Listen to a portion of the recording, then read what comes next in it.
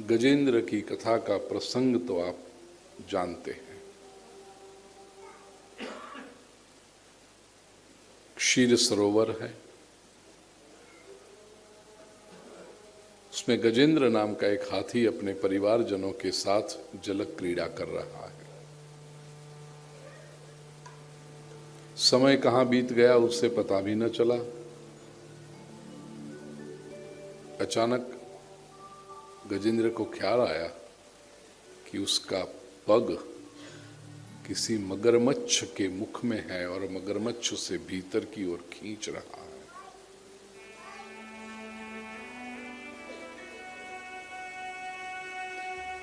गजेंद्र बाहर निकलने का प्रयास करता है। जो स्वजन थे आसपास के, उनको जब पता चला, शुरुआत में पास में खड़े रहे, लेकिन पता चला कि इसमें हम कुछ नहीं कर सकते, वे भी सब निकल कर किनारे पर चले गए। गजेंद्र अकेला गजग्राह हुआ। मगरमच्छ भीतर खींच रहा है, गजेंद्र बाहर निकलने का प्रयास कर रहा है।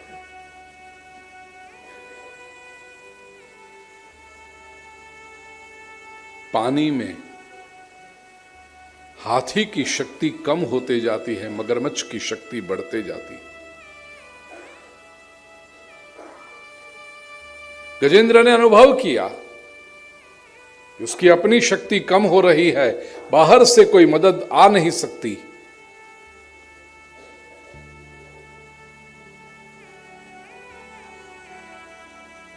परमात्मा को पुकारा, प्रभु की स्तुति की। प्रिय स्वजनों, इस प्रसंग का तात्विक अर्थ भी समझ लेना। गजेंद्र जीवात्मा का प्रतीक है।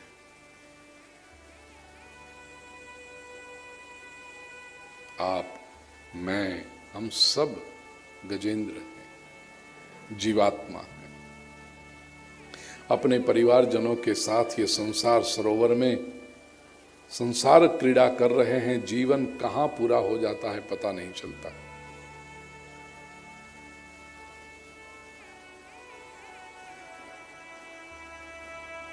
सत्तर 75 के पार जो चले गए उनसे पूछिए जरा कि जीवन कैसे कहां बीता, कहां निकल गया पता नहीं चला।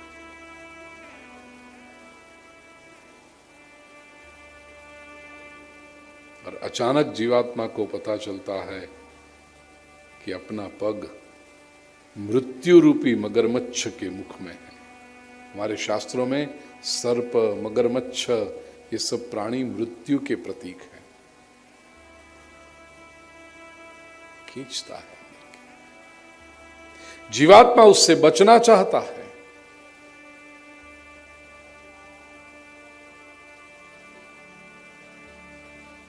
परिवार के लोगों को जब पता चले, शुरुआत में मुंह दिखाने के लिए आते हैं, साथ में खड़े रहते हैं, लेकिन कहां किसकी चलती है उनको भी पता चलता है हम कुछ नहीं कर सकते, केवल किनारे पर साक्षी बन के खड़े रहते हैं। कोई किसी की मृत्यु को ले नहीं सकता कि इसका कष्ट मुझे मिल जाए और उसको कष्ट से मुक्ति मिले। कैसे होगा ये?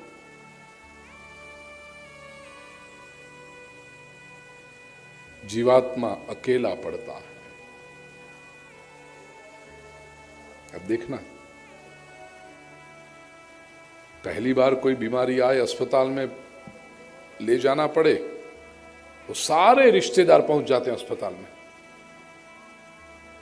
और उस वक्त डॉक्टरों के कहने पर रोकना पड़ता है कि भाई पेशेंट जो दर्दी है उसको आराम मिले।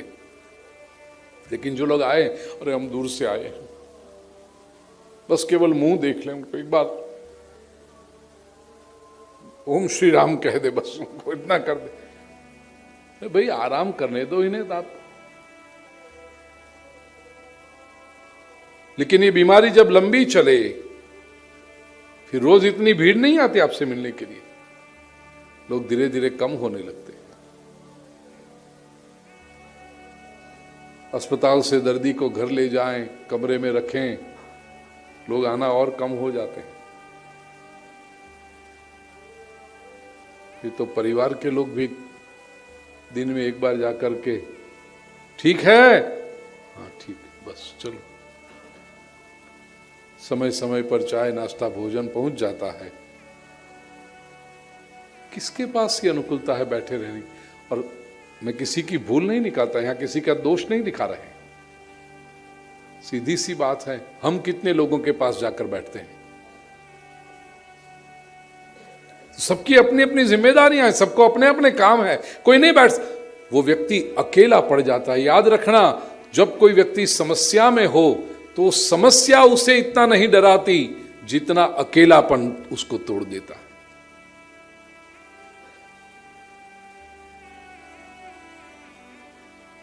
गजेंद्र अकेला पड़ गया,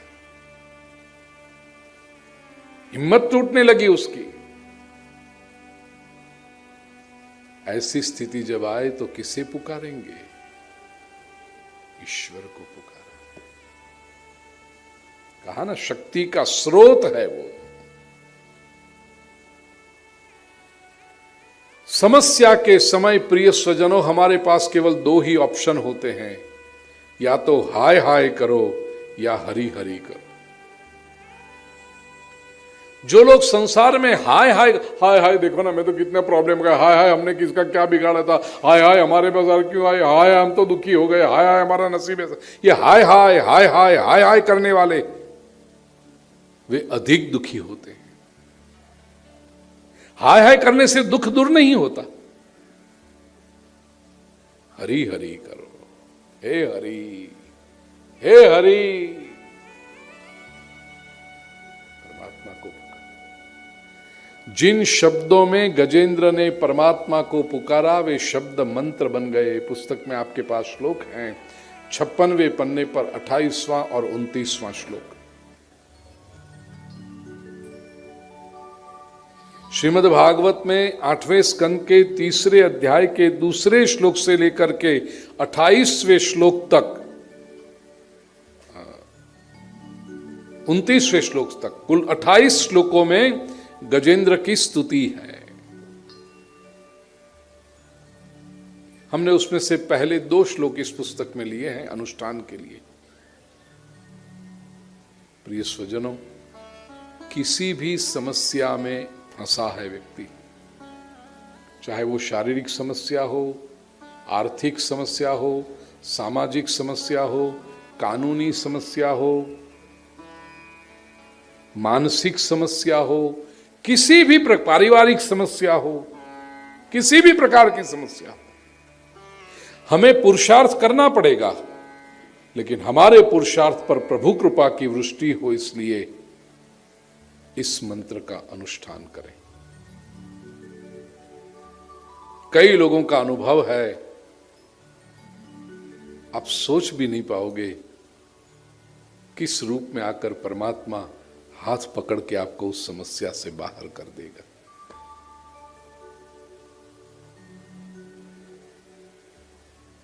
एक एक चरण मैं बोलता हूं, मेरे बाद में आप लोग।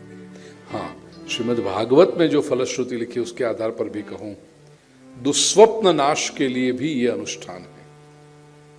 कई लोगों की समस्या होती है कि रात को जब सोते हैं तो सपने, इतने भयंकर सपने आते हैं, इतने बुरे सपने आते हैं कि जब जाग जाए तो चिंता होती है, ऐसा सपना देखा, अब क्या होगा क्या होगा। ये दुस्वप्न की यदि समस्या हो, रात को सोते समय इस मंत्र का जप करें। एक एक चरण बोलें। ओम नमो भगवते तस्मै,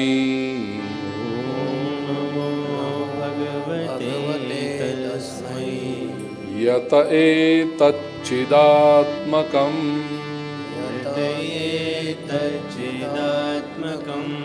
पुरुषायादिबीजाय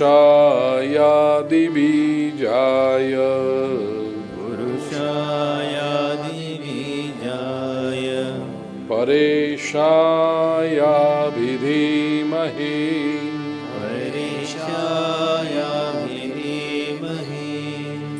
यस्मिन्निदं यतश्चेदं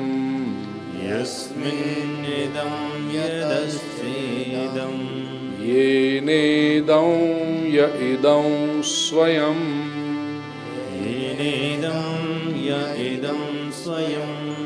योऽस्मात् परस्माच्च परः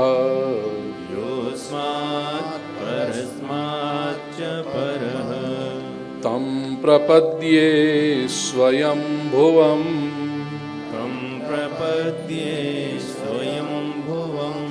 गजेंद्र ने परमात्मा की स्तुति की।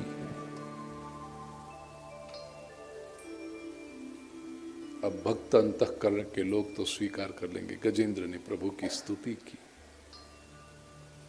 बुद्धिमान जो लोग हैं, बुद्धिवादी जो लोग हैं, वो पूछेंगे गजेंद्र तो हाथी है, उसने परमात्मा की स्तुति कैसे की? सुखदेव जी जानते थे 2022 की साल में जोधपुर में कथा श्रवण करने वाले जो बुद्धिवादी लोग हैं, ये प्रश्न पूछेंगे 6 जनवरी के दिन शाम को 4:45 बजे प्रश्न का उत्तर दे रखा उन्होंने। एवं व्यवसितो बुद्ध्या समाधाय मनोहृदि जजाप परमं जाप्यं प्राग्जन्मन्यनुशिक्षितम्। प्राग्जन्मनि अनुशिक्षितम परमं जाप्यम जजाप। पूर्व जन्म में जो सीखा था वो याद था, और उस मंत्र का गजेंद्र ने जप शुरू किया। ये सोचो ना, ये बहुत बड़ा सिद्धांत श्रीमद् भागवत मंत्र की महिमा के लिए बताता।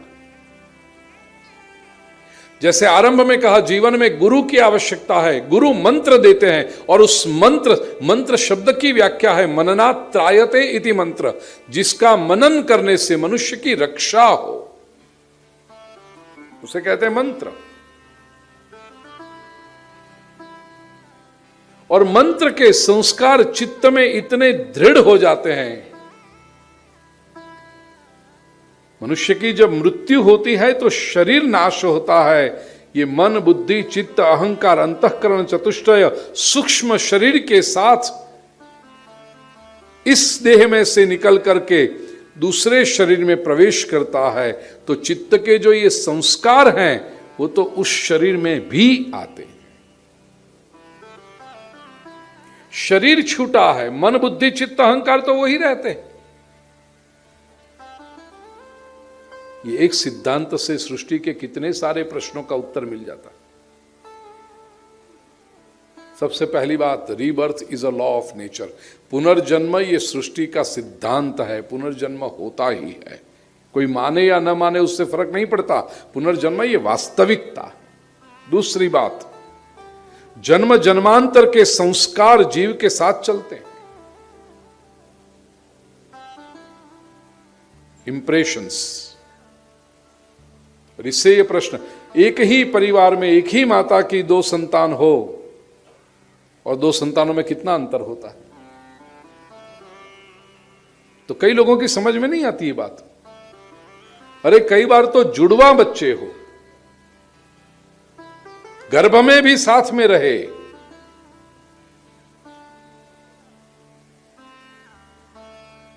एटीज़ की फिल्मों में आता था। आजकल की फिल्में तो देखता नहीं मैं, लेकिन जब कॉलेज में पढ़ता था 80 में,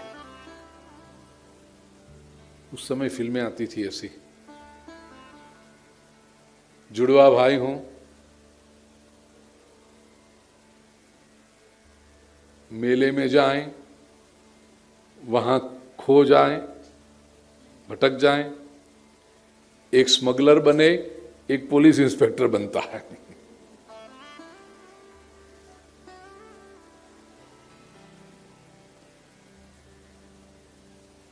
और पूरी फिल्म वो एक दूसरे के पीछे लगे रहे, और अंत में जब ऐसा लगे कि अब तो वो स्मगलर जो है वो पुलिस ऑफिसर के हाथ में आ गया और मरेगा अभी, तभी उसका एक लॉकेट वो खुल जाए और लॉकेट के अंदर फोटो हो, ओहो भैया,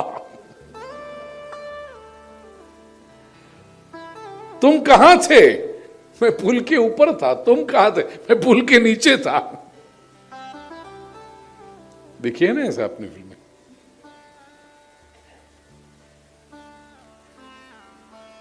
परिवारों में भी ऐसा फर्क कैसे पड़ता है? हमारी जो लॉजिकल बुद्धि है उससे उत्तर नहीं मिलता। एक ही माता पिता, एक ही मां के गर्भ में 9 मास तक साथ में रहे, फिर भी इतना फर्क संतानों में। शरीर ये है, लेकिन जो सूक्ष्म शरीर है, मन बुद्धि, वो तो जन्म जन्मांतर से अपने संस्कार लेकर आया, इसलिए ये फर्क पड़ता है। प्राग्जन्मन्यनुशिक्षितम। और चौथी बात, प्रिय स्वजनों, इस जन्म में मानव जन्म जो मिला है बहुत मूल्यवान मौका है किसी भी मंत्र की आराधना कर दे। उस मंत्र के संस्कार चित्त पर इतने दृढ़ हो जाने चाहिए, जन्म जन्मांतर तक ये मंत्र साथ रहे। कभी भी कोई भी समस्या आ जाए, उस मंत्र का आधार ले लो, परमात्मा को आना ही पड़ेगा।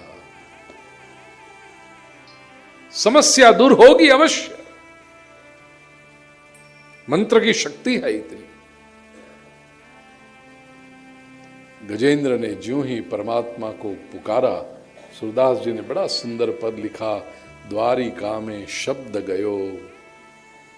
और प्रभु के कान में जैसे ही वो शब्द पड़ा, प्रभु आए आधे नाम, दौड़े प्रभु। सरोवर के तट पर अपने सन्मुख परमात्मा को पाया। गजेंद्र गदगद हो गया। मेरी पुकार सुनकर प्रभु पधारे हैं।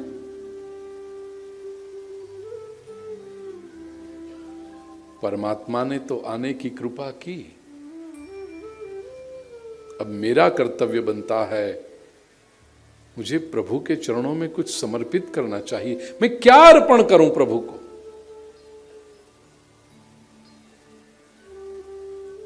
सरोवर में आसपास दृष्टि की, सुंदर कमल का पुष्प खिला हुआ था। सुंड से कमल के पुष्प को लेकर परमात्मा को अर्पण किया। प्रभु ने कमल के पुष्प को तो पकड़ा, लेकिन गजेंद्र की सूंड पकड़कर उसे खींचा है। साथ में वो मगरमच्छ भी खींचा चला आया, चीर डाला मगरमच्छ को, वहीं पर मुक्ति दे दी। और बाद में जब योग्य समय आया, तब गजेंद्र को भी मुक्ति प्रदान की। एक भक्त ने प्रश्न पूछा, कमाल है ये परमात्मा। पुकार गजेंद्र ने की थी, भक्त गजेंद्र था। और जब परमात्मा पधारे,